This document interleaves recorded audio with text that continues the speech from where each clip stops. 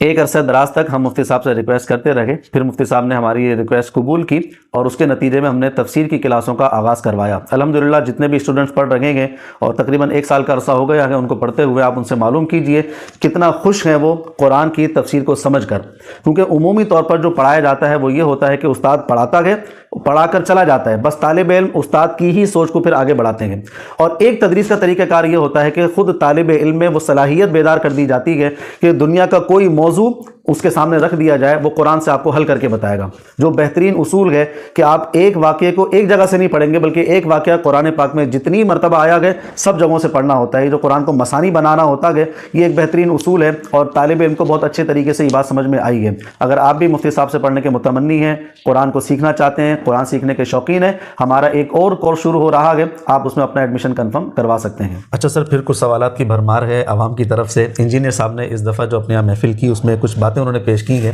اور کہا ہے کہ جناب اب میں ان موضوعات کی طرف زیادہ پڑھنا نہیں چاہتا ہوں، میں کچھ سوالات رکھ دیتا ہوں ایک مرتبہ عوام کے سامنے، ان کے جوابات آپ بریلوی علماء سے لے کر دیجیے، اگر آپ مطمئن ہو جاتے ہیں تو ٹھیک ہے، نہیں ہوتے تو الگ بات ہے۔ اب انہوں نے سب سے پہلے جو سوال اٹھایا ہے وہ یہ ہے کہ بایزید بستامی رحمۃ اللہ علیہ ایک بزرگ گزریں گے، اور انہوں نے ایک کتاب میں لکھا ہے کہ قیامت کے دن ایک جھنڈا ہوگا جس کے سائے تلے ہم سب ہوں گے۔ اب یہاں پر وہ کہتے ہیں کہ جناب لواء الحمد کا جھنڈا تو نبی علیہ الصلوۃ والسلام کی طرف سے آنا ہے اور نبی علیہ الصلوۃ والسلام کو وہ عطا کیا جانا ہے۔ اب یہ کہاں سے دعویٰ کیا جا رہا ہے کہ جناب قیامت میں میرے پاس بھی ایک جھنڈا ہوگا، اس کے سائے تلے ہم سب موجود ہوں گے؟ تو اب اس کا جواب وہ تلاش کرنا چاہ رہے ہیں۔ تو اب اس کا جواب کیا دیا جائے یا نہ دیا جائے، یا بریلوی طبقے کے علماء سے کیا جواب ایکسپیکٹ کیا جا سکتا ہے، یا آپ اس کو کس نگاہ سے دیکھ رہے ہیں؟ میری بات سنیں، اگر انہوں نے کہا ہے کہ بریلوی علماء سے پوچھیں اس کا جواب، تو ہم مجھ سے پوچھ رہے ہیں۔ نہیں وہ تو چلو وہ دیں گے، لیکن آپ اس پورے کس زاویے سے دیکھتے ہیں اس پورے واقعے پوری باتوں کو؟ دیکھیں، ہمیں کچھ بنیاد اپنی ٹھیک کرنی چاہیے۔ اگر بنیاد ٹھیک ہوگی تو باتیں سمجھنا بہت آسان ہے۔ صحیح۔ اگر بنیاد ٹھیک نہیں ہوگی تو پھر چھوٹی سی چیز اتنی گنجل ہو جاتی ہے کہ اس کو آپ حل نہیں کر پاتے۔ ٹھیک ہے، بنیاد کیسے ٹھیک ہوگی میں 2-3 مثالوں سے سمجھاتا ہوں، اور مجھے امید ہے بڑے کوشش کروں گا جو ہمارے خاص طور پر بریلوی بھائی ہیں انشاءاللہ وہ بھی سمجھیں گے، مجھے امید ہے۔ صحیح۔ دیکھیں، ایک بڑا مشہور واقعہ ہے، آپ نے سنا ہوگا حضرت جنید بغدادی رحمۃ اللہ علیہ کا، اور آج بھی ہم سنتے ہیں، آپ نے بھی سنا ہوگا، تقریریں ہیں، آج کل کے رسائل دیکھ لیں ان میں بھی یہ واقعہ ملے گا، اور میرے خیال ہے 500-600 سال سے آپ کتابیں تصوف کی دیکھ لیں، شاید ہر کتاب کے اندر آپ کو یہ واقعہ مل جائے گا۔ اور وہ یہ کہ ایک دفعہ حضرت جنید بغدادی کہیں جا رہے تھے، پانی سے گزر ہوا تو ایک شخص پیچھے پیچھے ساتھ ہو گیا، تو آپ اللہ کا ذکر کر رہے تھے، اللہ اللہ، اس نے بھی اللہ کا ذکر کیا لیکن وہ ڈوبنے لگ گیا۔ تو پھر حضرت جنید بغدادی رحمۃ اللہ علیہ نے ان سے فرمایا، تو یا جنید کہے تو اللہ اللہ مت کر۔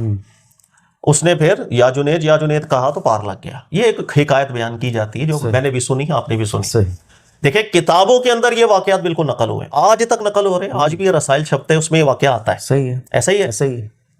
یہی واقعہ احمد رضا خان صاحب سے بھی سوال ہوا، لیکن آپ کو معلوم ہے انہوں نے جواب میں کیا کہا؟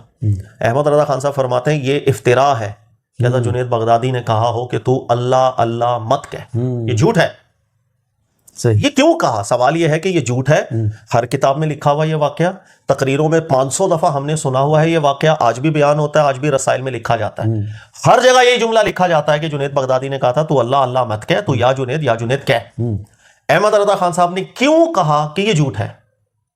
یہ ایک سوال ہے۔ صحیح۔ نمبر 2، اگر آپ تصوف کی کتب دیکھیں گے تو ایک واقعہ شیخ ابن عربی کے حوالے سے کرامت کا بنا ہوا ایک کتابوں میں لکھا ہوا ملے گا آپ کو، کہ آپ ایک دفعہ بیٹھے ہوئے تھے، کوئی شخص آئے اور ان سامنے کوئی نجاست تھی، تو انہوں نے شیخ ابن عربی سے کہا، کچھ مانگا یا کچھ دعویٰ کیا کہ اس کو کون کھا سکتا ہے، ایسا ویسا۔ تو شیخ ابن عربی نے کرامت ظاہر کی، وہ کرامت یہ کی، اپنے اوپر چادر کو لپیٹ لیا، جب چادر اتاری تو وہ ایک جانور کی شکل میں اس وقت تھے، انہوں نے وہ نجاست کھا لی، پھر اپنے اوپر چادر کو لپیٹا اور پھر اتارا تو شیخ ابن عربی تھے سامنے، تو انہوں نے کہا کہ میں نے یہ اس حالت کے اندر کھائی ہے، اس کیفیت میں کہ اس کے لیے کھانا حلال تھا۔ صحیح۔ یہ کتابوں میں تو واقعہ لکھا ہے کہ نہیں؟ جی۔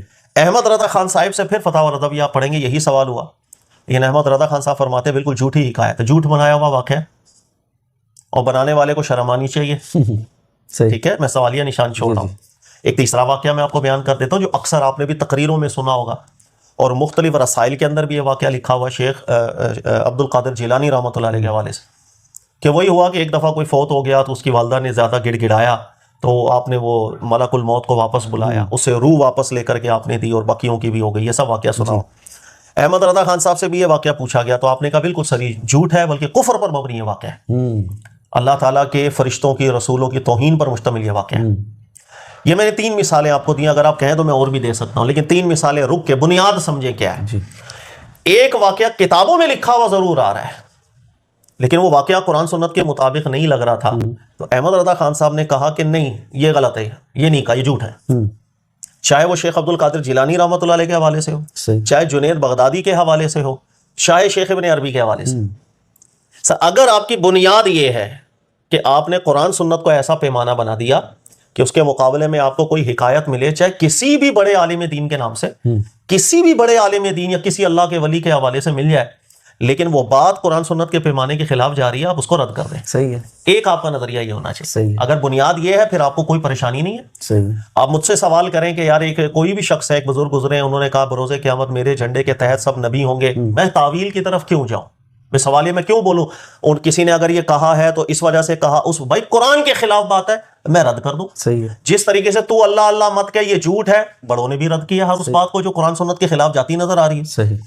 نمبر 2، اگر آپ کی بنیاد ایسی نہیں ہے تو سر پھر آپ دفاع کرتے رہیں گے ان باتوں کا جن کا دفاع نہیں بن پائے گا، پھر آپ زبردستی چلتے چلے جائیں گے اور لوگوں کی تشنگی کبھی بھی دور نہیں ہوگی. صحیح. اس میں فیصلہ کن بات یہ ہے.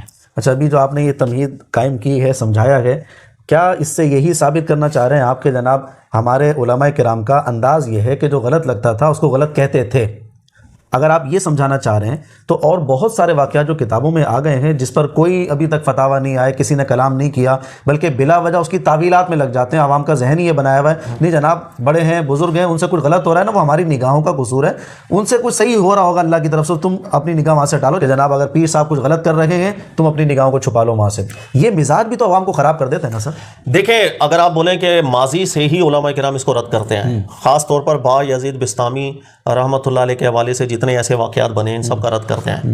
یہاں پر بھی میں کچھ سننے والوں کے لیے فائدہ مند گفتگو کر دوں، انشاءاللہ ان کو فائدہ ہوگا. دیکھیے گا جب کبھی آپ کے سامنے کوئی بات آتی ہے نا، بھائی ایک بزرگ کا واقعہ آ گیا، فلاں کا آ گیا، اور واقعہ پڑھتے ساتھ آپ کو نہیں اچھا لگ رہا ہے، ایک مسلمان کا دل گواہی دے دیتا ہے واقعے میں گڑبڑ ہے، تو ہمیشہ علماء کے 2 طبقے بنایا کر. ایک وہ عالم دین جو محقق مزاج گزرے ہیں، محقق کہتے ہیں جو قرآن سنت کے استدلال سے واقف تھے، اور ایک وہ طبقہ کہ چاہے وہ زاہد ہو، کوئی بھی ہو، عبادت گزار ہو، لیکن محقق مزاجی ان کے اندر نظر نہ آتی.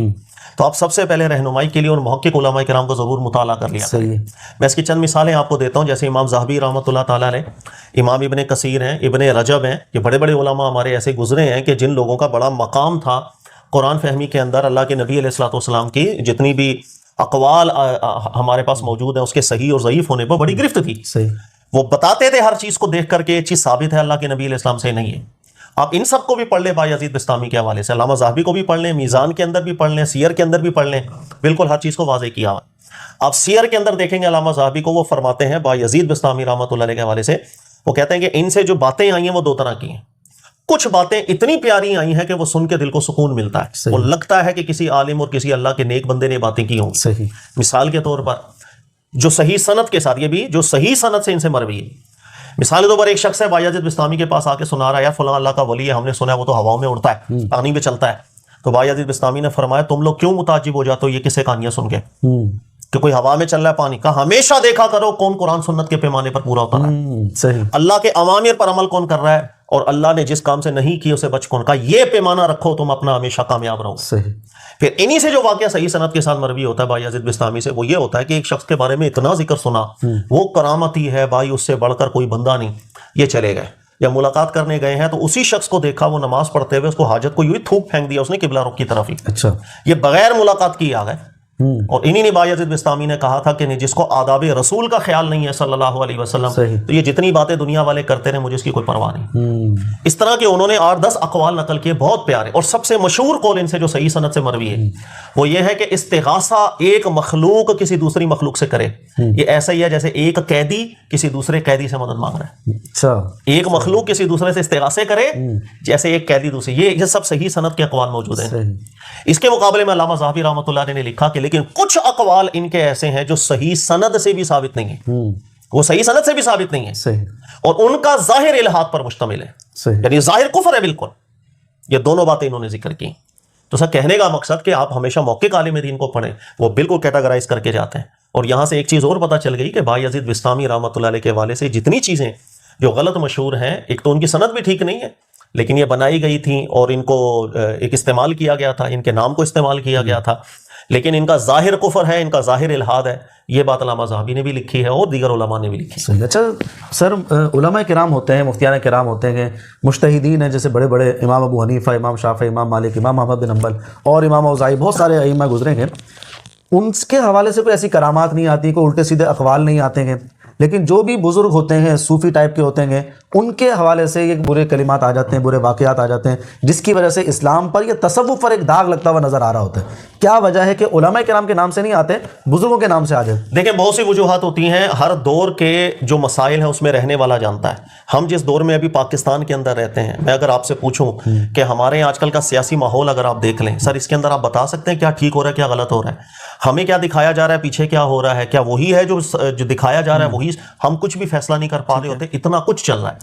اچھا پاکستان سے نکل کر انٹرنیشنلی معاملات کے اوپر اگر ہم چلے جائیں تو سر ابھی ڈونلڈ ٹرمپ جو ہے وہ کیا کر رہا ہے وینزویلا کے اندر، اس نے کیا حرکت کی ہے، یا دیگر وہ جگہوں کے اوپر اس کی کیا پلاننگ ہے؟ سر کچھ ہمیں دکھتا کچھ ہے، پیچھے کچھ ہوتا ہے. صحیح. تو مسائل ہر دور کے ہوتے ہیں، ان کو زیادہ معلوم ہوتا ہے. دیکھیں ہمیں رہنمائی ان دور کے محققین علماء سے لینا چاہیے. جس طرح آپ نے ذکر کیا امام ابو حنیفہ، امام شافعی، مالک، سر ہر بڑا عالم دین جو ہے وہ اس کا شکار رہا ہے کہ بعد والوں نے اپنے مقاصد کو حاصل کرنے کے لیے بہت جھوٹ بولا ان پر.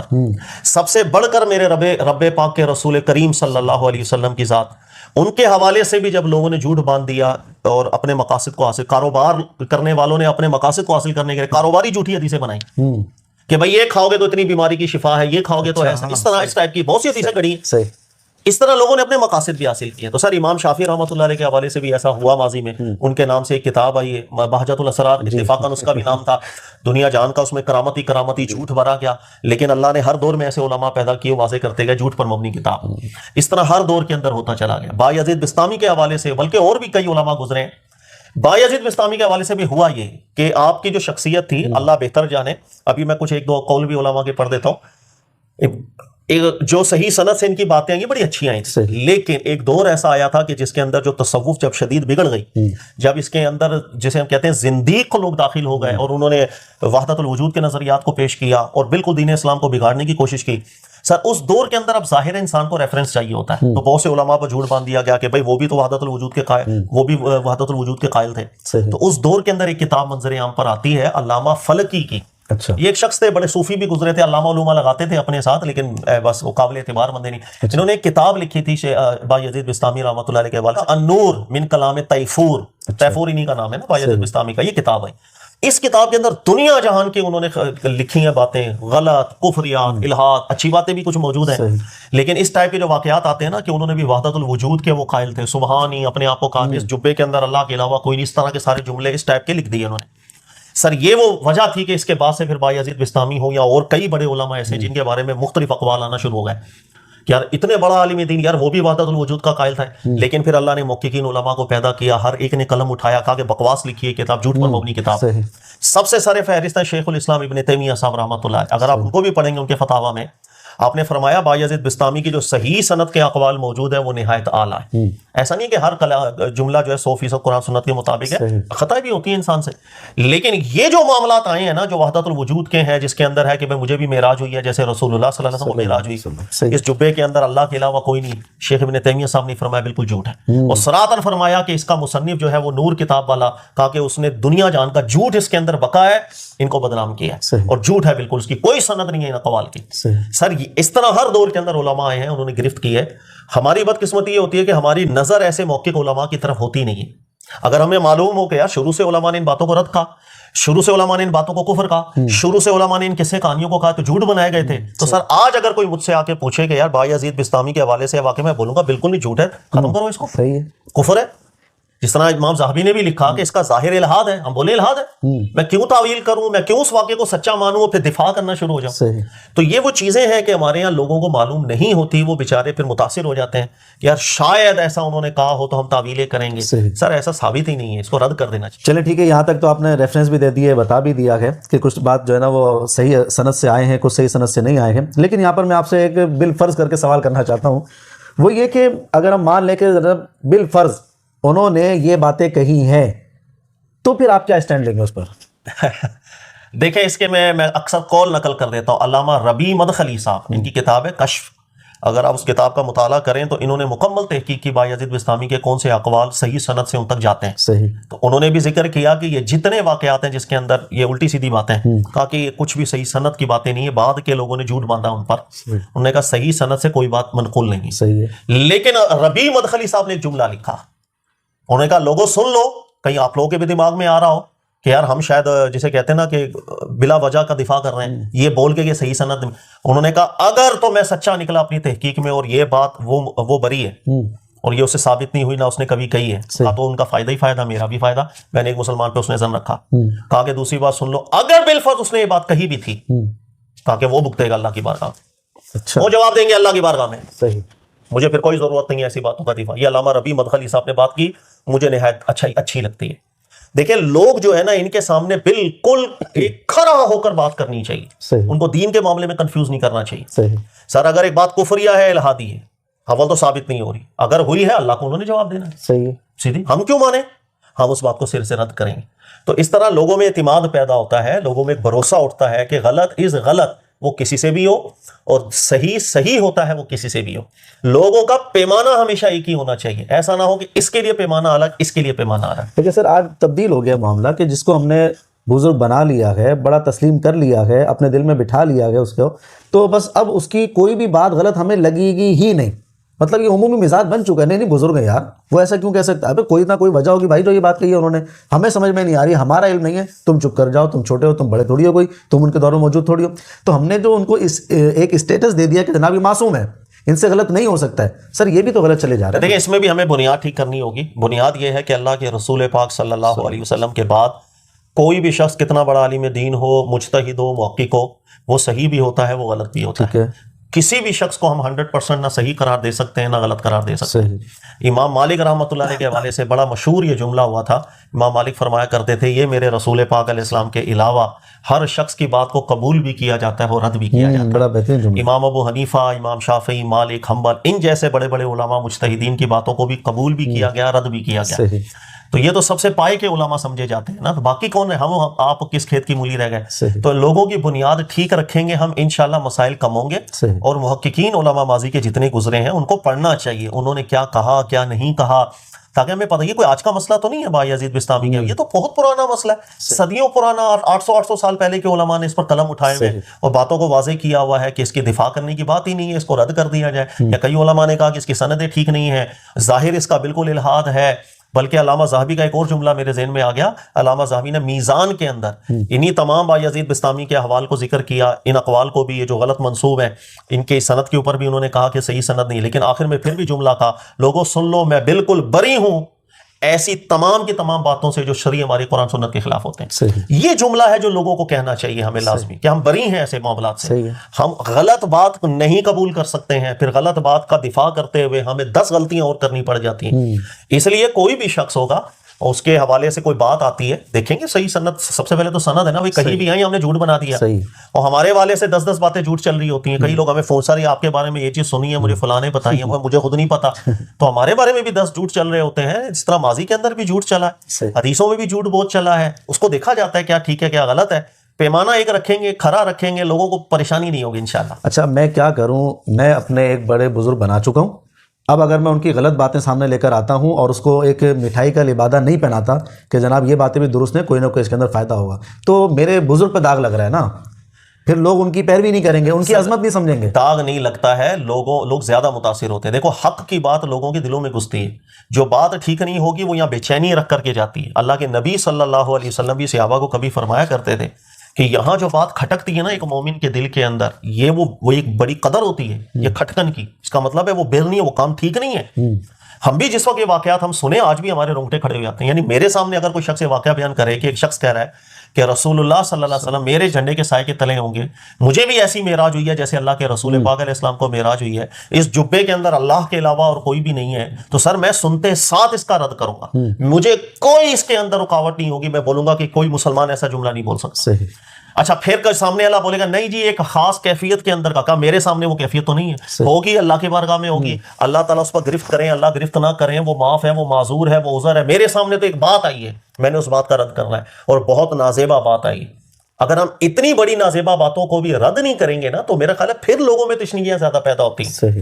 देखिए, लोग हमेशा दो तरह के होते हैं, मैं अक्सर समझाता हूँ। कुछ लोग ऐसे हैं जिसे हम हमारी पाकिस्तानी बोली में कहते हैं ये तो कट्टर है किसी फिरके, सर उनको कोई फर्क नहीं पड़ेगा, आप उनके सामने दुनिया जान की झूठे कहानियां सुना दो। सही है। आप उनके सामने बैठे बैठे अभी सुना दो कि मैं माशाल्लाह कल मैं गया हूं 4 मुर्दे जिंदा करके आया हूं, इस पे भी सुभान अल्लाह का नारा लगा देंगे। सही है। ऐसे ही है। लेकिन कुछ लोग, बल्कि ज्यादा बड़ी तादाद के अंदर वो लोग होते हैं जो किसी मसलक फिरके से वाबस्ता नहीं होते, पढ़े लिखे नौजवान है, समझदार नौजवान, सर वो दीन से बदन होने लग जाते हैं हमारी ऐसी बातों से। एक एक करके बातें उनके दिमाग में बैठ जाती हैं, ये किस तरह का ये किस्से कहानियां, ये स्टोरियां जिसकी ना कोई हम किसे कहते हैं ना, अकल नहीं मान रही, दिल नहीं मान रहा, लेकिन हम उनको लेके चलना शुरू हो गए। तो लोगों को हमेशा इसी तरह तबलीग करनी चाहिए कि आप ये ना समझे सिर्फ मेरे जो लोग सामने बैठे हैं, वो तमाम लोग भी पढ़े लिखे हैं, सबको बात मुनासिब लगे, माकूल लगे, एक पैमाना बैठे, एक मीज़ान उनके दिलों में बैठे, कुरान सुन्नत का पैमाना हो, उसी पे हर एक को जांचें वो क्या खरा क्या खोटा, फुरकान बन के, जिसे हम कुरान पाक फुरकान है, लेकिन हम गलत बातों को भी मलम्मा करके पेश करेंगे ना, तो मेरा ख्याल है फिर हमारे लिए नुकसानदेह होता है। ठीक है सर, आज की महफिल का आखिरी सवाल करते हैं, और वो ये है कि इस्लाम के मौज़ूआत बहुत सारे हैं, और चलो जो कुरान पाक में बातें आई हैं अकायद के हवाले से हैं, फ़िक़ही मसाइल के हवाले से हैं, और दीगर चीज़ों के हिसाब से बहुत सारा इल्म है। आज के दौर में जो चैलेंजेस सामने खड़े हैं इस्लाम के, वो एथिज़म है, इल्हाद है, लोग खुदा का इनकार किए चले जा रहे हैं, इस तरफ बहुत ज़्यादा रग़बत बढ़ती चली जा रही है। तो क्या इन मौज़ूआत को साइड में करके इन अहम मौज़ूआत पे काम करने की ज़रूरत नहीं है? बिल्कुल बिल्कुल है, आप बिल्कुल ठीक कह रहे हैं। या इन्हीं मसाइल में पड़े रहे, एक दूसरे से झगड़ा करते रहे, इख्तिलाफ़ात करते रहे? ये बहुत छोटी चीज़ें हो गई। अब इन मौज़ूआत को दफन कर देना चाहिए, लेकिन दफन उसी वक्त होंगे जिस वक्त हमने अपना सीना वसी करें। मैंने आपको बहुत से हवाले दिए, जैसे इमाम ज़हाबी का, शेख इब्न तैमिया का, अल्लामा रबी का, इब्न कसीर का, सर उन्होंने भी जब इन वाक़यात को रद्द किया, रद्द कर देना चाहिए, कोई दिफा नहीं होगा भाई ये बातें गलत हैं। सर अब हमने जब दुश्मन सामने तगड़ा हो जाए ना, तो हमें उसकी तैयारी करनी चाहिए। और ये जो इल्हाद का सफर है दोनों तरह का है, इसके अंदर बहुत से लोग इल्हाद की तरफ माइल होते हैं और अक्सरियत उसके अंदर कुछ अरसे बाद वापस आ जाती है, इसलिए कि ये सफर इतना इस्तिराब वाला, बेचैनी वाला है कि वो सुकून नहीं पाते हैं। सुकून उनको वहीं मिलता है कि जहां उनका दिल कहता है कि हाँ भाई रब है। तो ये एक सफर भी होता है इंसान की जिंदगी में, तहकीक का सफर आता है। कुछ लोग इसमें पक्के हो जाते हैं, और हर वो बंदा इसमें पक्का होता है कि जो आगे फिर अपने नजरिए को फैलाने लग जाता है, तबलीग करने लग जाता है। लिहाजा जब वो फिर जिद्दी हो जाएगा, वो कहेगा नहीं यार मैं लोगों के सामने झूठा नहीं पड़ सकता। अच्छा, ये सूरत मैंने देखी है कि जो जिद्दी हो गया ना, वो तो रुक गया है, लेकिन जो किसी आलिम से मिल लेता है, मुलाकात कर लेता है, सवाल सामने रखता है, जैसे आपके पास भी बहुत सारे आए, तो मैंने तो देखा वो मुतमईन होकर वापसी गए हैं। नहीं, बहुत से लोग होते हैं नहीं भी होते, मुतमईन नहीं भी होते हैं, ऐसा नहीं कि हर कोई मुतमईन होता है, लेकिन लोगों का मिजाज दो तरह का है। कोई तहकीक की वजह से किसी को शुबहात लाहिक हुए और वो दीन से बदजन होता है, लेकिन उसका जज्बा अभी भी है तहकीक का और सच्चा, तो फिर वो आता है अगर उसका दिल मुतमईन हो, उसको समझ में आ जाए बात। लेकिन कई लोग ऐसे जिद पर आते हैं, वो ठीक समझते हुए भी कबूल नहीं करते। तो हमें जाहिर है जब दुश्मन सामने मैं अर्ज कर रहा था कि तगड़ा होना, तो अपनी तवन्नाइयां वहां खर्च करनी चाहिए। हम बदकिस्मती से इन्हीं चीजों के अंदर पढ़ते रहेंगे ना, तो ताकत होनी चाहिए मुसलमानों में, यूनिटी होनी चाहिए, इत्तेहाद होना चाहिए, और ये जज्बा भी होना चाहिए कि मुझे अपनी इस्लाह भी करनी है, और अपनी इस्लाह सिर्फ इस तरह नहीं करनी है कि बस मैं तो हूं ही ठीक। आप लोगों की मैं बताऊं क्या, मुझे सबसे पहले देखना है मुझ में क्या क्या खामियां गलतियां हैं।